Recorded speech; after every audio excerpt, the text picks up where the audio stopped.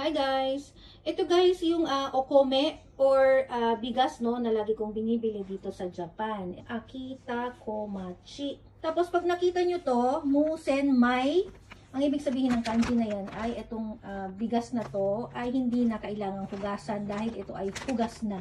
Lagi ko itong binibili kasi bukod sa tipid na sa oras maghugas, no? At tipid pa sa tubig, no? Ilalagay mo lang siya sa rice cooker, no? Tapos pipindutin mo lang, maluluto na siya kaagad.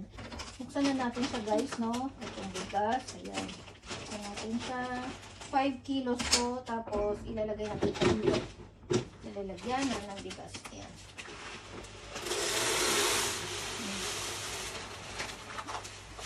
So, gusto ko itong bigas na to kasi hindi na siya huhugasan.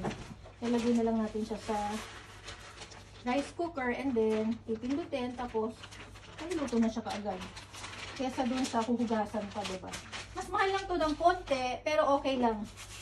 Takpan na natin siya. Ayan, no? Tapos, yan na. Ayan, guys. Nilagay ko na yung okome o yung bigas dito, no? Ito yung bigas na hindi nga hinuhugasan, no? So, nilagyan ko lang siya ng tubig. Ayan, tapos, ayan. Lutuin na natin siya. Ready na yan. Pindutin lang natin siya dito. Ayan, 47 minutes, tapos maluluto na siya. Di ba walang kahirap-hirap?